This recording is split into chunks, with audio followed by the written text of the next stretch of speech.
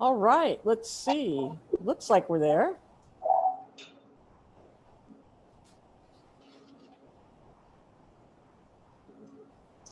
Well,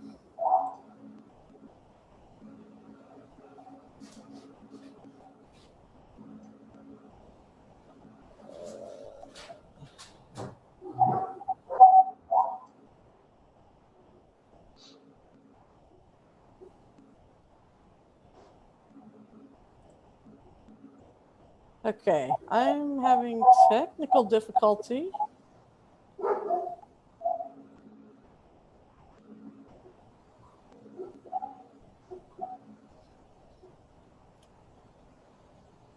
All right, I think we're there, guys.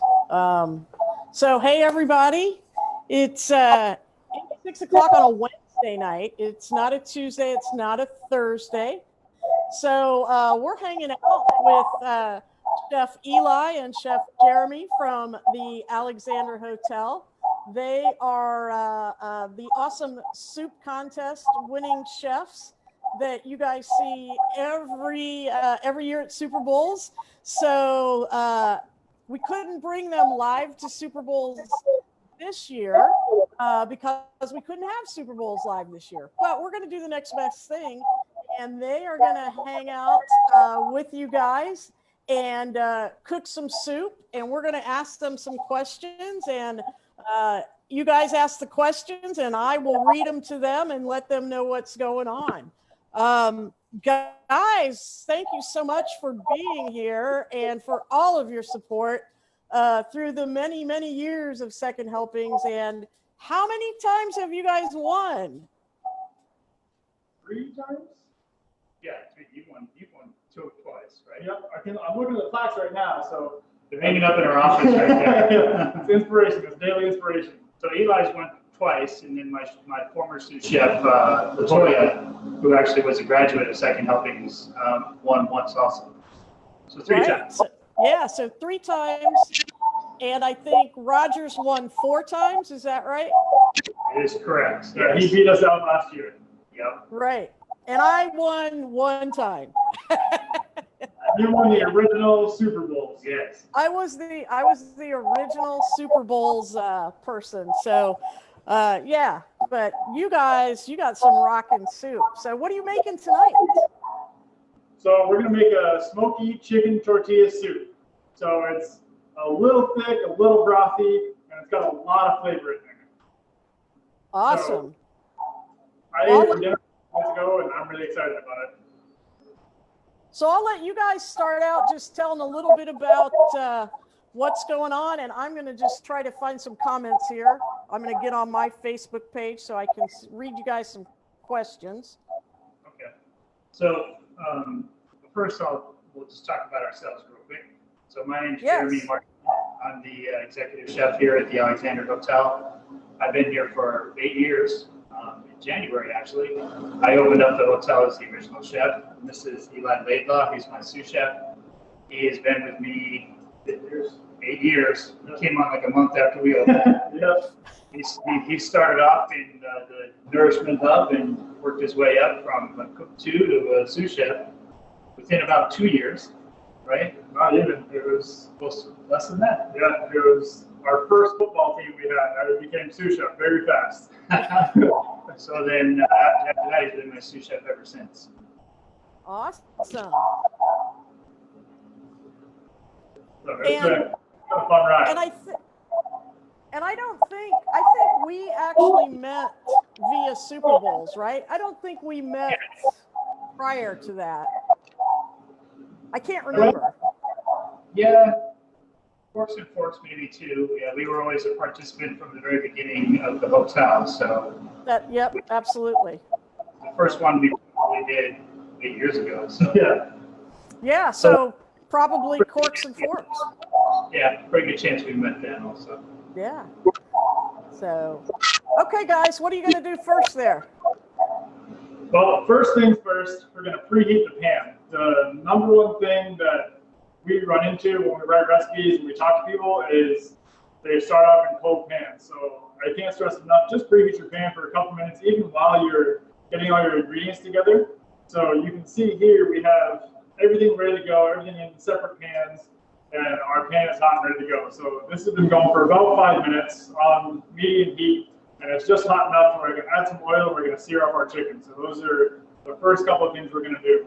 So I have oil. It's just a blended oil. You can use canola oil, vegetable oil, something with a relatively high smoke point. You don't really want to use olive oil. Olive oil is more of a finisher, and it has a lot of really good flavor. So you want to do that at the end of the meal. So probably about 2 tablespoons of oil. And I have chicken thigh to start off with. It's been diced up about 1 inch in size.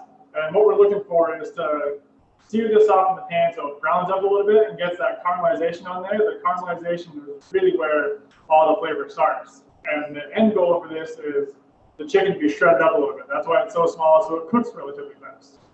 So oil's in there, oil's hot, sounds with the chicken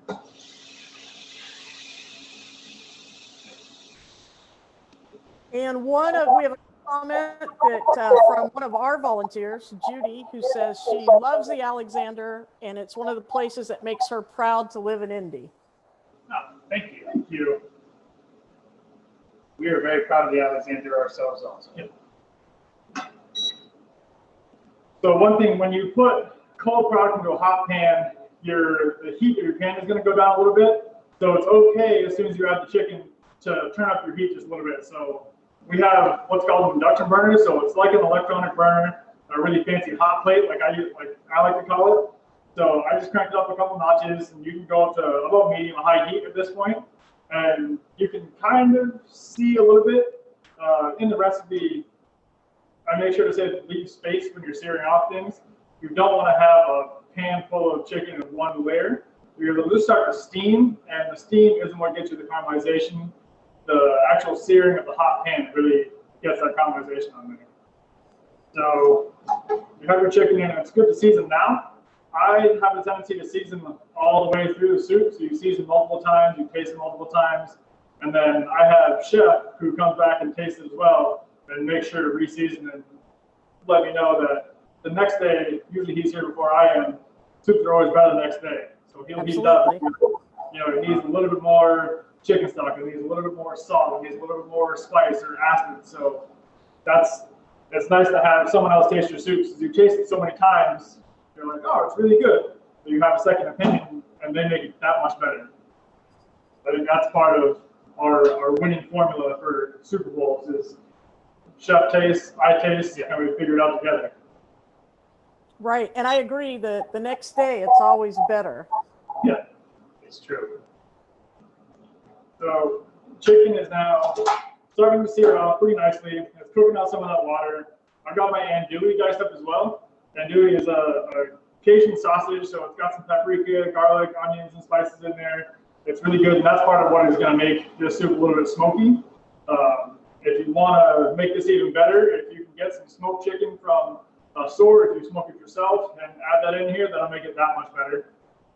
So add your andouille right in with the chicken.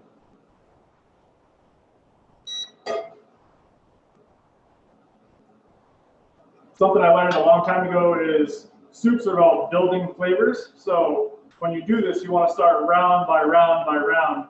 So the more you add, the more flavor you're adding in there.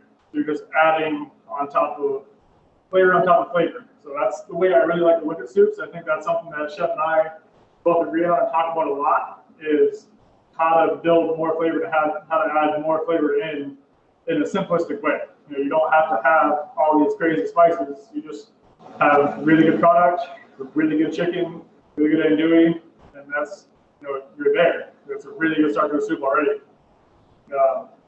The most andouille is pork. You don't have to get pork andouille. Places like Fresh Time, Fresh Market, and sometimes your local butcher will always have like a chicken andouille. So that's what I do at home, a chicken andouille or a turkey andouille.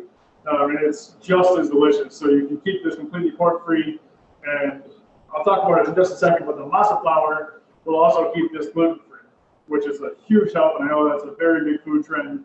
And it's really helpful. It's much better to be gluten-free. So I enjoy using masa flour as a different thickener for the soups. So what we're looking for when it comes to pretty much anything in cooking is we want a balance. We want a balance of salt, sweet, fat, and acid. So I agree. Yeah, if you don't have to put any starch, so to speak, or any gluten, I'm all about that too. So you can use other things for thickeners, right? True. So with those 4 things in balance, that's what will give you the best tasting soup. The only way you can really tell, you can follow a recipe, but ingredients, if they're fresh ingredients, they're never going to be the same. There's always going to be slight variations in everything you do. So the best way to get the best soup is to taste. And the best way to learn how you're cooking and how to make things taste better is to always taste. And as you can see, Eli likes to make me taste a lot of food. Yeah. It's like that.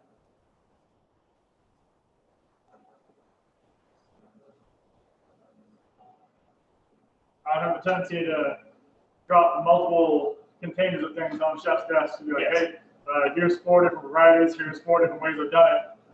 What one do you like best? Which way do you think? What's better? And that's really how we come up with these really cool, interesting ideas. You know, I'm definitely the wild one of the bunch, and I come up with these crazy out there ideas. And you know, I really have Chef to kind of pull me back with We have that. to reel him back in every once in a while. But then it's fun to show Chef something that he never thought of, and then we both collaborate on it and we make it really cool. Yeah. You know, so a couple of years ago we did a chicken stew. We thickened that with cornmeal instead of a flour like you would chicken pot pie. And it was, you know, it was delicious. I think that was one of our winning soups, and we had a corn hush puppy with it, and it was delicious. So back to our soup, we started to, the chicken started to be really cooked. The andouille started to render out some of that fat, so you can see in there you have kind of this orangish liquid at the bottom. So that is the fat in the andouille and the chicken rendering out. I did use chicken thigh. You can use chicken breast, but chicken thigh has a lot more flavor. It is a dark meat. It has a little bit of extra fat in there, so it works well for a longer cooking soup. Chicken thigh definitely will not. If you use a chicken breast, you'll get kind of a stringy, kind of tasteless chicken. Chicken fat holds together a lot better for long cooking. I agree with you guys on that. Next thing we're going to do is start to add our vegetables. And again, we're going to add these in layers. So probably 98% of soups have onions and garlic in them. That's just kind of a traditional background flavor. And if you eat a soup with onions and garlic and a soup without onions and garlic, you'll start to see how much of a body and a backbone they give your soups. So that's what I have here. I have my diced up onion, my diced up garlic. I'm just going to add it straight to my chicken and andouille.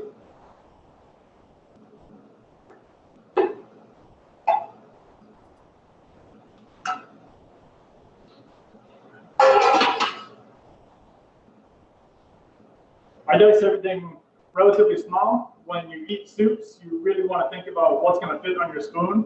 So when you start to make something, you want to start about the beginning of it, think about the beginning of it, and the end of it. So when you're going to eat the soup, think about how you're going to eat it, how you want it to taste, and how you want it to react when you actually put it on your spoon. Do you want it to be like a beef stew with big chunks of potatoes and beef and carrots, or do you want it to be something where you get, you know, the chicken, the andouille, the onion, the poblano, everything in one bite? That's what we're looking for in this soup. So smaller, these are about a 1/4-inch cuts. Just dice your onion, dice your poblano, everything relatively small, and it'll also cook faster. The bigger you cut things, the longer they take to cook, the longer they take to break down. We've got comments that say, I bet that smells awesome, and andouille rocks. It does. Yeah, yes it does. Both of those are true. That's what I was about. That smells really delicious now. When did you guys know that you wanted to be chefs? Wow. Yeah. So I started cooking while I was a busboy / dishwasher / prep cook. And boy, that was not a whole lot of fun. I'm not really sure why I decided cooking would be fun, because I had to peel and devein shrimp for like 4 or 5 hours at a time when I was doing the prep cook work. I started pretty young when I was around 15, and I didn't really have any intention of being a chef at that time. I went to high school and went to college and had other things in mind. But by the time I got about 3/4 of the way through college, I was looking at graduation, and I was actually a sous chef at that time in a restaurant in Lincoln, Nebraska. You can imagine that. I actually grew up in Nebraska, so that's where that is. where that comes from. And I just decided, you know, I think I really like this. I think this is the kind of thing that I'd like to do for the rest of my life. And yeah, from that day forward, I've been a chef. So That's awesome. Kind of have the same, almost the same origin story as chef. I'm from Maine, born and raised, so a small little town called Norway, Maine, and I was actually a swim instructor when I was younger. And then there was a restaurant on the other side of the lake that I worked at. It was a pizza and sub shop, and I started out there as a dishwasher, and then kind of worked my way up through and was bored doing dishes. So they're like, here, clean the lettuce, cut the French fries, blanch the French fries, and the more I get into it, the more I liked it. And I was like, oh, this is kind of cool. This is fun. Until they had me cut onion rings. The first time I cut onion rings, I was pretty sure I never wanted to be a chef. But I kept on with it. I went to high school. My high school had a tech class, so they had a culinary arts course in there. My mom was highly against it, so I took building trades for a year, learned how to build houses and sheds and things like that, and then just really delved into culinary. Loved it. Went to a couple small college courses, and then started in a Hilton Garden Inn in Lewiston, and then got the opportunity to move down here. My brother was working at the Omni Hotel, and he brought me down for a weekend and somehow convinced me to work there for free. During, I believe it was Final Four years ago. It was probably 12 years ago. Yeah. And I got beat up, and I've never left. You know, I went to the Chef's Academy here. I loved it. I met a lot of really good people. I've met a lot of really good chefs, and I've had a really good time. And, you know, it's just been a career for me. I was a musician for a little while, but then cooking always seemed to be the thing that I really loved and wanted to do. So That's awesome. Do both of you play an instrument? not well. I'm a drummer. So I played drums my whole life. I was actually in my high school marching band. I was a section leader. I was band president. I was in jazz band. I was a singer. So music was definitely life beside cooking. Yeah, I played the saxophone for See, it's something about I'm a drummer too. I'm a percussionist. I played all through high school, and almost all of my friends chefs, they also play something. Not necessarily all of them play well, but most all of them play an instrument. I think that's so cool. That's one of the things I like to ask the chefs. Do you guys play an instrument? So that's awesome. So we've talked. It's been nice that we got to talk for a couple minutes. While that's been happening, our onions have been cooking, our chicken's been cooking. So a lot of that liquid has evaporated, and now our onions are starting to cook and be translucent and see-through, and they're starting to get really sweet. So that's the point where we've built another layer of flavor. At this point, we're going to add in our poblanos. Poblanos are a bigger jalapeno. It's actually what chipotles are. Chipotles are just smoked poblanos. And I mean, they're delicious. They have really great flavor. They're not super spicy.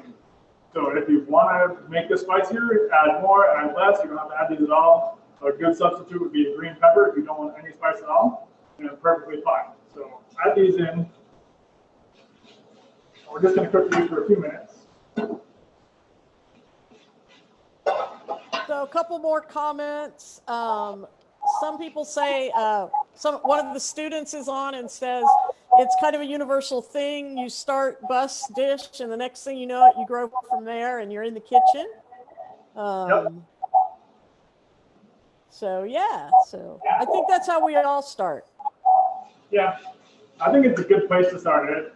When you start at the bottom, you start as a dishwasher, you have a lot of respect when you become a chef because you know what it's like back there. You know, Chef and I still do dishes almost every day. You know, he did dishes today, I'll do dishes tomorrow. And you just know, like, you don't burn a pan and give the dishwasher without soaking it. Because I mean, it sucks. You were there. You're like, man, you guys could have soaked this for just a second, boiled it out. That would have been great. And you know, you gain a lot of skills too. You gain speed. You gain coordination. And Absolutely. You also know where everything is because you're putting everything away. So when you do need something, you don't have to really ask for it. You just go, oh, it's over here on this shelf. It's always the first person you feed too, right? Yes, exactly.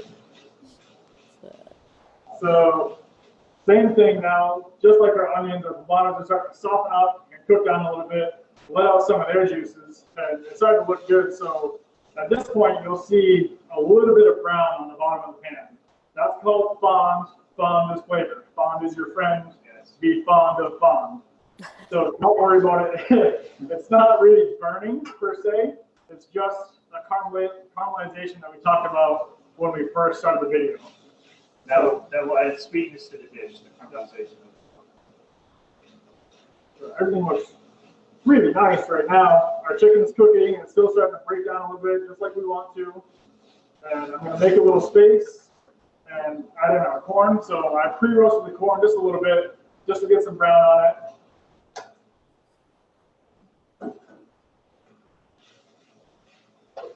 Awesome. So you guys, so you've got a little private dining thing going on, right? Yes, You guys we are do. doing a 3-hour, 4-course dining experience, correct? Yes.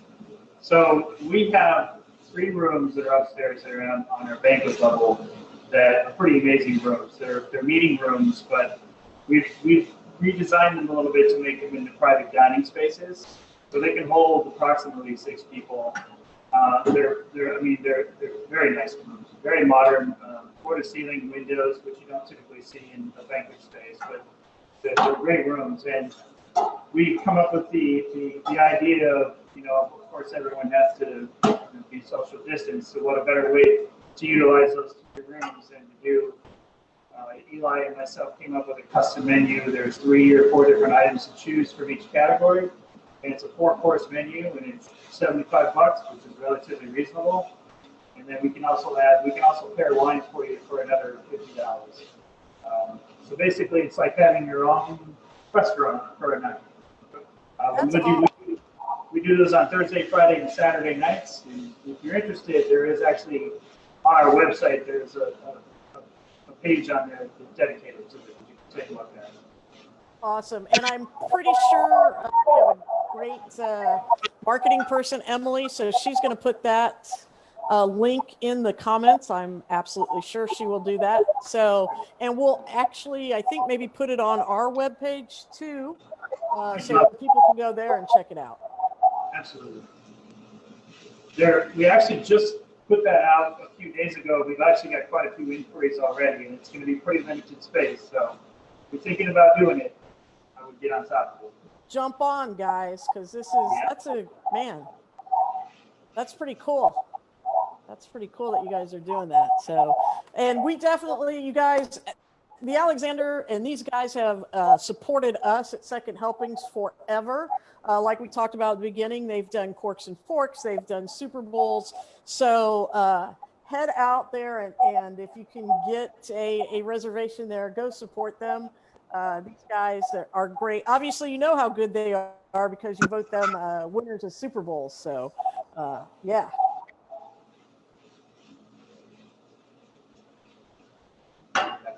Yep, so it's starting to look really good now. I'm actually really excited for this. I'm going to eat this again for dinner. So corn is starting to break down again. Everything is starting to be coated with all those flavors. And this is the point where you want to add your spices. I used dry spices. I actually took whole coriander and whole cumin and just ground those up a little bit. But when you add dry spices to your mixture when it's hot, that flavor comes out a little bit more. So I just have cumin, coriander, and a little bit of smoked paprika in here. So we just very quickly toasted this a tiny bit ahead of time, and then we have little, they're basically coffee grinders, the tiny little coffee grinders, and those are dedicated for spices for us. We would mix them too, and then we just buzz them real quick after they're cooled down, and they really get off quite. I can smell it already. Yeah, they get off quite an aroma, and it's probably one of the best ways to bring out a dried spice is to use that way. And it's such a different flavor other than buying pre-ground at the store. When you buy your own whole spices and toast them off a little bit and grind them up, you get so much more flavor out of it. It's such a better product for you. And it lasts a little bit longer as well. Yeah. Right. You keep more of the essential oils that are part of the flavor that comes out of them. And Ching has said, hey guys, she looks forward to seeing you all again. And what advice do you have for our students and graduates to be successful in the food service industry? Wow. Well, I think probably the best advice I can give is learn everything you can everywhere you can. You know, never, if you have the opportunity to do something in a kitchen, you know, learn it. I mean, in our industry as a chef, I mean, there's stuff that I'm going to be learning for the rest of my life. I mean, there's no way one person can know everything there is about cuisine. And the best way to do that, especially as a young chef, is just every opportunity you're given to do something, I would do it. I was the kind of person as a young chef that I was that person. I wanted to learn everything. I would ask my chef, hey, can I do that next time? Can I try that next time? Can I do this? And I think that's really what gives you the knowledge as a chef and what makes you a good chef too, because as my philosophy always is, tasting food is probably the most important part of being a chef. And if you do new things every day, you're tasting them every day, you're teaching your palate what's good and how to make it better, and that's probably the best thing you can do. Yeah, Cool. be diligent in your job, be excited to learn something new every day, you know, read books, read recipes. I'm big on reading and understanding. I love the science of cooking. During, you know, COVID and furlough, I took a whole course on the science of cooking and why things works, all the way down to, you know, molecules and crazy things like that. But I love to know, you know, why a dried spice works so well, why the essential oils in the whole spice taste so much better. And the more you know, the more you have in your arsenal, the better you're going to be when it does come time to do that job. When you need to make a soup or you need to make a special for your chef on the fly, all of a sudden you're like, yeah, I've got it, I'm good, I'm ready to go. So back to our soup a little bit. It's starting to caramelize on the bottom pretty well. When you add those dried spices, they are going to suck up all that fat and all the juice that you have in the pan. So be wary, don't keep your pan too high. For this one, I got tomatoes. I put a whole can of diced tomatoes on there. Keep the juice in as well. That'll help loosen up the whole soup. So add that. Give it a stir.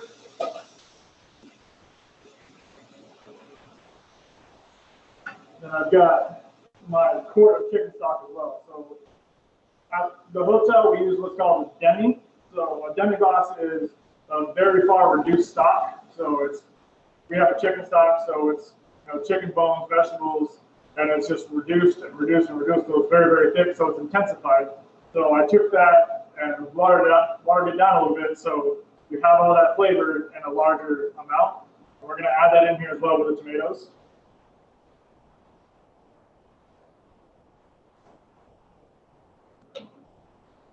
And then I talked about the fond on the bottom. So after you have the fond and it's starting to run up a little bit, you can add a liquid which will help deglaze that pan. So when you deglaze that pan, the fond all goes back into your soup. So it's all that flavor that you created on the bottom of the pan, all those layers you made are now in your soup, and it's ready to be all the more delicious. I did have one question from someone that's watching. How do you clean the grinder between spices? Paper towel. Yeah, you don't. I mean, if it's dedicated to spices, you don't have to worry too much about it. Right. Coffee will actually impart flavor into it, because I've tried to use old coffee grinders and it doesn't work. But spices really don't, especially because most of our whole spices are pepper, corianders, you know, the things that aren't going to necessarily leave too much flavor. You just wipe them out and you're good to go. You don't want to really wipe it out with water. The water, if there is like a leftover drop of water, it'll bunch everything up. And it's just easy just to take a towel or a paper towel, wipe it right out, and it's ready to go from that spice. Right, I agree. And I use a little like pastry brush sometimes, just brush it out with a pastry brush. So this looks delicious. If you've ever had pozole in your life, this is kind of what pozole looks like right now. So essentially we're going to make a thickened pozole. So my next step is the masa flour we were talking about earlier. Masa flour is what you use to make tortillas. So it's just a dried corn flour, very fine, and usually you just rehydrate that with hot water, and you can make the tortillas out of that. So I use that to thicken the soup, and it imparts that nice kind of round corn flavored, dried corn tortilla flavor to it. So instead of actually adding tortillas to this and letting them soak and break up, it's a much faster technique and a much better way and more efficient to add your masa flour to it. So the whole thing goes in, and it's gonna clump up. No matter what you do, no matter how hard you stir, it's gonna clump up a little bit, but the nice thing about masa flour is it will break down. Just stir it just a little bit more, and it'll all break down, be even, and it'll thicken your soup just enough. We also have one volunteer of ours saying that she loves seeing your organization and your attention to your mise en place, that you're almost a bit OCD, and she loves that. Yeah. Yeah, I am. So yeah. I'm getting a lot better. So one thing you don't want to do with that is use flour instead of masa flour. Right. Because flour will not break up after a long period of time. That's a very good point. You'll have dumplings. Yeah. That you'll have, and they will be bad tasting dumplings. Yeah. So, like Chef said, if you're gonna do flour with this, like you can make a gumbo the same way. But if you're gonna do that, you want to add your flour with your spices and just let that cook out. You want to cook that for 2 or 3 minutes to cook out that flour taste and that bland nothingness taste, and then you can add in your tomatoes, your liquid, your lime juice, all that stuff, and it'll thicken the same way. So this looks really good. Smells really good too. Yeah, really happy I bet with this. it's got to smell wonderful. So it looks a lot like a gumbo. If you've had gumbo too, that's a lot of what this looks like. So I've got a little bit of lime juice. I've got about a 1/4 cup of lime juice. Chef said it really well earlier. Salt, fat, acid, heat, those things all have to be in a balance. Most of the time when a cook or even myself, I taste something, it's gonna need salt and acid. So this is where we taste it again and again and again to just make sure it's right. You know, you can add acid, it might be too much. So then you add a little bit more salt, a little bit of sugar, a little bit of heat to balance everything out. So I've got roughly a 1/4 cup. And again, soups are great because you can always add a little bit more. You can always fix it a little bit. If you need it to cook for a little while, those flavors will change. As we said, it's always better and it's almost always different the next day. Every time we do Super Bowls, I'm sure, Kathy, you can say the same thing. You always make your soup the day before so it can sit and then reheat and it tastes completely different. You know, I've made incredible soups that I thought were delicious, and then I cool it and heat it up the next day, and I get a phone call from Chef saying, "What did you do? This isn't good. We're not going to win with this." But it's true. I agree. So looks good. And now I've got a little bit of cream. This is optional. I like it in there. It makes it nice and creamy. It gives it a smooth mouthfeel, and it helps with the acidity and the tomato in the soup. So I've got just about a cup of cream, 1/2 cup of cream. Add that in here.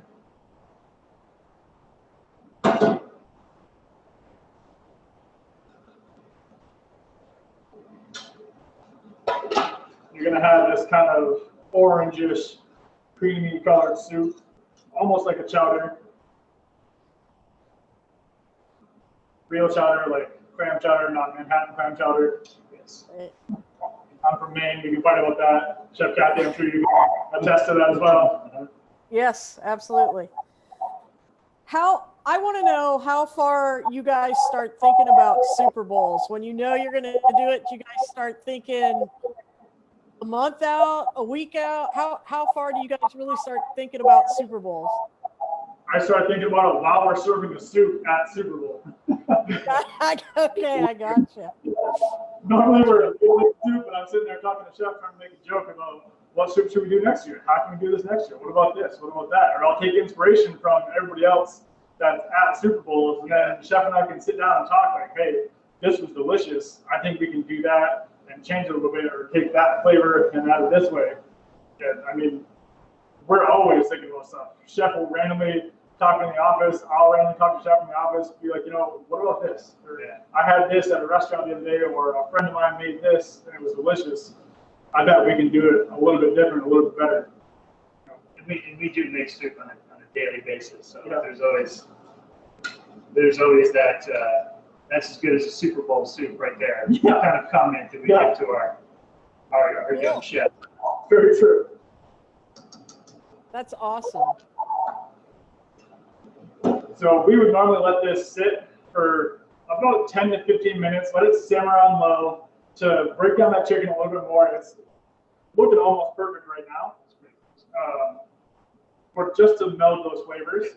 So we're gonna finish with cilantro. So we already have the coriander in there. Coriander is the dried seed of cilantro. So you get two types of the same flavor. Right. I like to add it at the very end. You don't want to overcook it because it'll lose all its flavor. So just a little bit right before you're going to serve.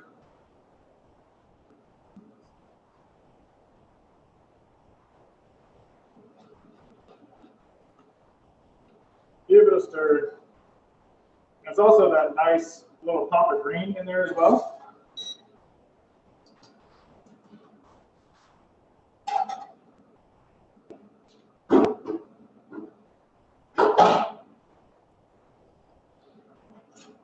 And we let that cook in for about 30 seconds.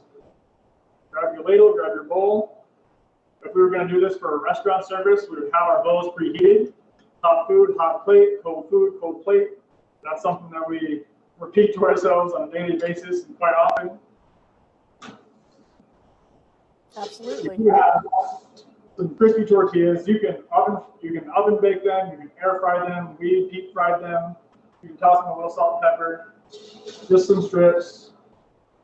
Those go on top.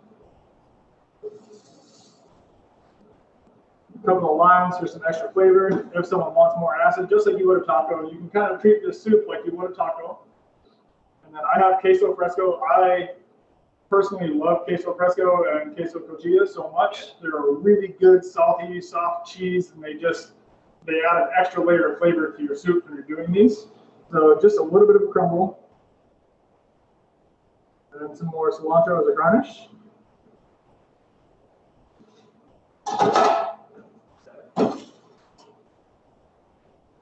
So we get a good shot in here. Maybe. No, too far. A little bit. How about that? See that good? And we'll take a picture of this so we can post it to the Facebook group, and that way everybody can see kind of what the end product's going to look like. Awesome. I'm really excited about it. I hope that you all make this at home. I hope you put your own spin on it.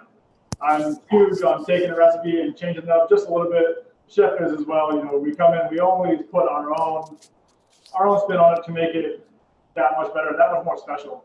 So when you're making this at home, find something that you really love about this soup. Find something, a spice, a flavor that you really love. Add that in there as well.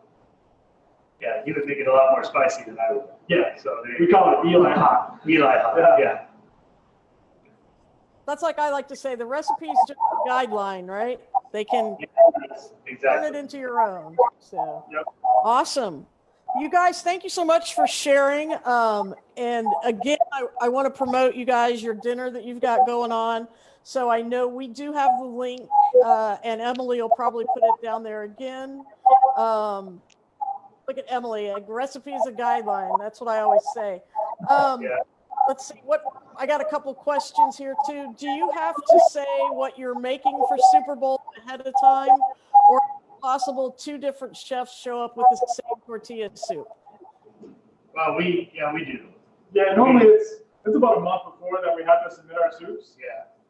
Right. Yeah, we want to make sure we don't have 6 lobster bisque or something like that. So yeah. But yeah, so you guys have this private dining event going on, and Emily's put the information in the comments. So we definitely want to send everybody over there. It's a 3-hour, 4-course experience, reservation only. Thursday through Saturday. You can find the information on your webpage as well as our webpage. They can find that there. Gosh, guys, thank you so much for everything you do to help support us. I can't wait till next year. We can all be together in the tiny little building, but we can all hang out and do what we all love to do so much. You know, and I can't tell all of you out there watching enough. Please go support these guys. They've supported us through years and years and years, and now it's our turn to go and support them and make sure that they're going to be there for a long, long time. So yeah. Anything you guys want to say? No, I think we're gonna eat some soup. Yeah, come see us this weekend. Yeah. We're open All Thursday, right. Friday, and our coffee shop will be open Saturday and Sunday. Thanks a lot, guys. And again, I can't thank you enough for everything you do. We're going to do everything to support you, and we're going to get you guys out there. A couple of people have said, hey, send the leftover soup to me. So we'll if you guys have a recipe for that and you want to shoot it over to me, I will put that on so everybody can see it and do that. No problem, we will do that. All right. Thanks, guys. I love you. Yeah, thanks, Shelty. Have a good night. Talk to you later. You too. Bye-bye.